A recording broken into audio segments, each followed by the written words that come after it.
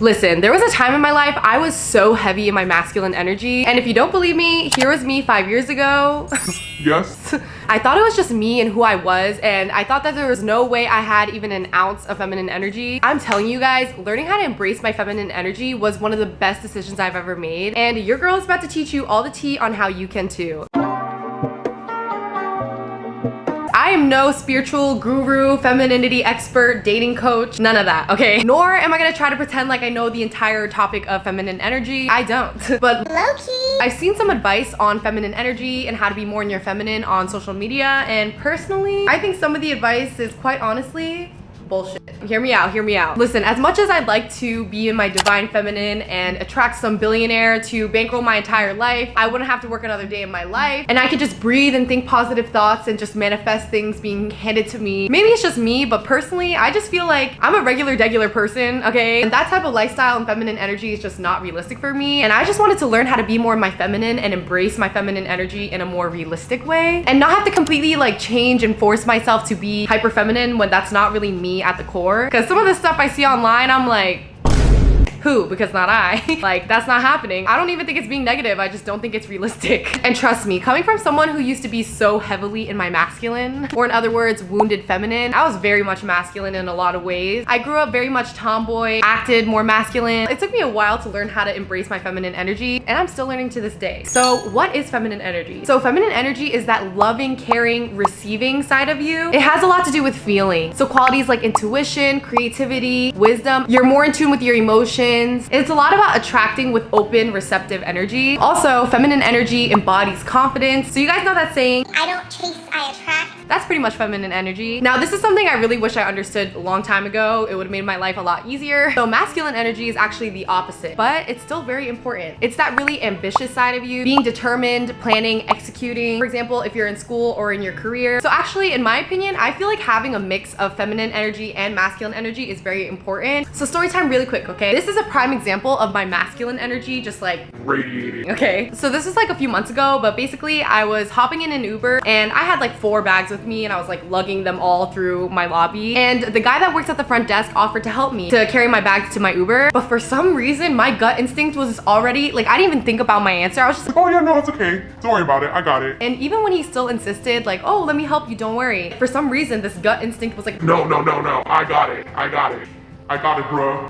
Like, I know this is such a small example, but this is actually a prime example of how I honestly have a lot of trouble receiving help, even if like it's the smallest of ways. Because in my head, right, I'm like, I don't want to be a bother. He's probably already busy. I mean, I know these bags are heavy as hell, but if I try hard enough, I could lug it all myself and do it all myself. But if I was operating in my feminine energy, I would have easily accepted his help and be really gracious towards him, say thank you. He's offering because he sees I need the help. He probably saw me sweating bullets, dragging my bags across the floor. Like, I did not need to do all that. And that's exactly what I did. I lugged all my bags to the Uber. My back was hurting, my neck was aching. I should have just received it and been really thankful, you know? I always gotta choose the hard way. So from this point on, I made it a very conscious thought to receive help when I need it and show a lot of grace and thanks when they do help me. Ever since I started making it a goal to embrace my feminine energy, I've just been way more happier, way more confident. My life has just been easier. That's why I feel like all people should kind of embrace their feminine energy and their feminine side. So if you're like me and you had a lot of trouble touching into your feminine side, there could be a bunch of reasons why that is. For example, let's not really get into the trauma.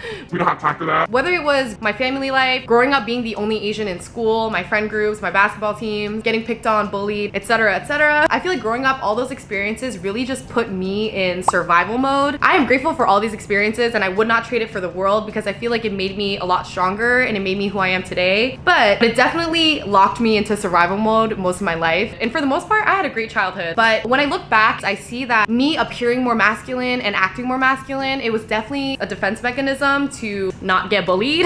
I think I saw being feminine as something that was weak, which by the way is not true, because feminine energy at its core is super strong. Another reason I think it is because how I was raised. Like, my parents are both immigrants from South Korea. They come from very humble beginnings and they worked their ass off to provide the life that my my family and I have now. They're just both so hardworking, independent, they're very disciplined. So even my mom today, okay, she's like the definition of not accepting help from anybody, okay? She's like the skinny Korean lady, but she will literally lift up any heavy box and lug it around herself. She's not even good at accepting like money or gifts when I try to give it to her. Like my mom, my umma, she's working on that, but something I really look up to this day, but still it has its caveats. And last reason, honestly, as I'm getting older and getting to know myself, I feel like I have a mix of feminine and masculine energy, which is not a bad thing. So these are telltale signs of feminine energy. First things first, you have boundaries, which means no dusty man or woman or toxic people in general will be allowed into your life, your space, your vicinity, because in your feminine energy, you set healthy, clear boundaries. 2, you are very in tune with your emotions and you're able to express them freely. And with that being said, you are also vulnerable with yourself, with other people, and other people are comfortable being vulnerable around you. 3rd, you are accepting of help and you have open, inviting energy. So people will just gravitate toward wanting to help you, not because they don't think that you can do it yourself, but because your energy invites good treatment. What number am I on? I don't even remember. You take care of yourself to such a high degree, mentally, physically, spiritually, emotionally, because you know your worth. And lastly, you just radiate positive vibes and confidence, you know, which attracts other people to you. So if you want to gain more feminine energy, radiate positive vibes, confidence, drop the survival mentality, okay? Not everyone is out to get you, okay? And also,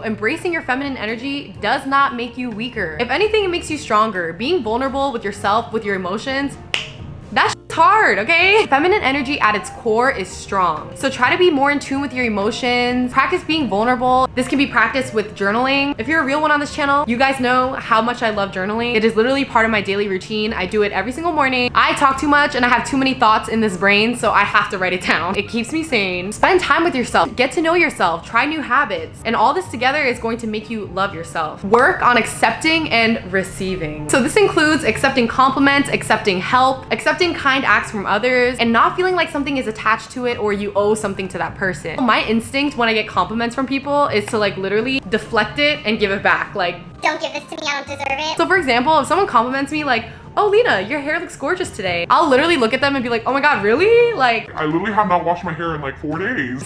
I think part of it is because I'm a very honest person. Like if I haven't washed in 4 days, like I'm gonna tell you probably. But instead of joking around and kind of deflecting it, I can say, oh my gosh, thank you. Like I really appreciate it. It's really important to accept the compliment and believe it. Also, quick disclaimer, receiving is not just about receiving gifts and money, although that sounds nice. Because guys, honestly, I see a lot of content on social media, especially beautiful girls, like they film themselves receiving $1,000 bouquets from their boyfriend every single day, a bunch of cash, cars, and some of them, not all of them, they chalk it all up to being feminine and having feminine energy, and that's why they receive all these things. And it's easy to look at these girls and be like, oh, I wish I had that. Like, what's wrong with me? Do I not have enough feminine energy? No. Okay, your motive for wanting to tap into your feminine energy shouldn't be because you want to receive money and all these gifts and these flowers and cars. You should strive to receive in a realistic way. So try to focus less on receiving gifts or money, although that stuff is kind of nice, but receiving success even in your life, fighting your own imposter syndrome and feeling like you don't deserve what's coming for you, the success that you're getting, the career that you're in. The secret to inner confidence, ready? It's really not that hard. I'm gonna give you guys the tea. Inner confidence is achieved when you start to work on yourself and do things for yourself. I literally say this all the time. Go outside on your hot girl walk. Go treat yourself out to a nice lunch. Read an educational book. Listen to a podcast. Go to a cafe. Go to a workout class. All these acts of self-care and self-love will only add to your confidence and radiate outward. Another thing I learned is that positive energy is feeling like you deserve what's coming for you. When I was really insecure, I was really jealous of other people and their success. Try not to be jealous of other people's success, because if it's happening for somebody else, that only means that it's possible for you to receive too. This is something I really had to work on. I struggled a lot with jealousy and being jealous of other people and their success, but this is because I was operating out of an insecure, limited mindset. And also I had a lot of victim mentality. So I was like, you know, I work so hard, I deserve that. Why do they get it? What do they have that I don't have? Why do they get to have all these things? Even now, guys, I'm gonna admit something to you. Try not to judge me, but even on YouTube, when I see other people that started YouTube way later than me have like 10 times my subscribers, I'm like,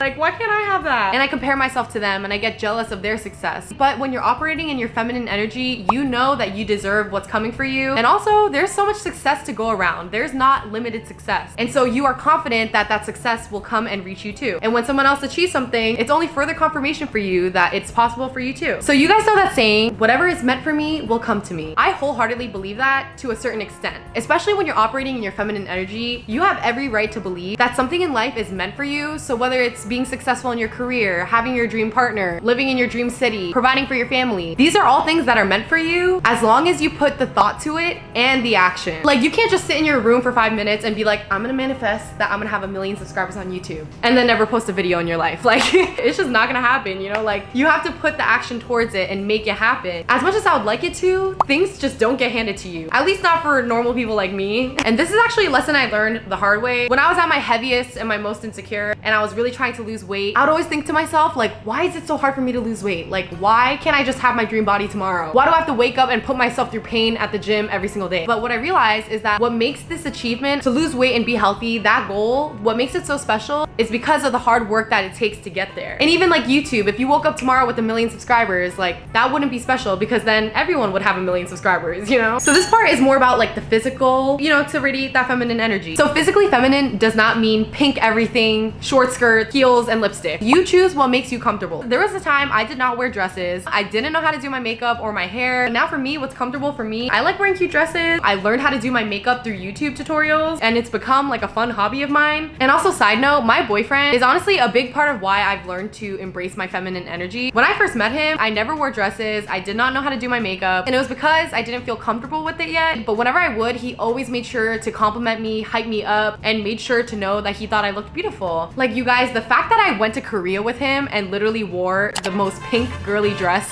acting Delulu in my princess fantasy, just shows how much I've changed, like, as a person. Like, 5 years ago, Lena could never. And this is not to say I became more feminine or embraced my feminine because of him. Because also in our relationship, like, he still embraces that clown, I guess, masculine side of me that, like, I don't feel like I have to act super feminine all the time. And if I could go back in time to that insecure version of myself, I would tell myself that I'm beautiful and compliment myself more often because I never would. And by the way, if you don't have a friend or a loved one to hype you up, I will hype you up, okay? You look beautiful, you look gorgeous, you are that girl. And lastly, be who you are and be authentic to you. Don't try to act or pretend to be a certain way and lose who you are at the core just to have more feminine energy or even attract a certain type of partner. If you want to explore more of your feminine side and your energy and you find it makes you more confident, do you and do that for you.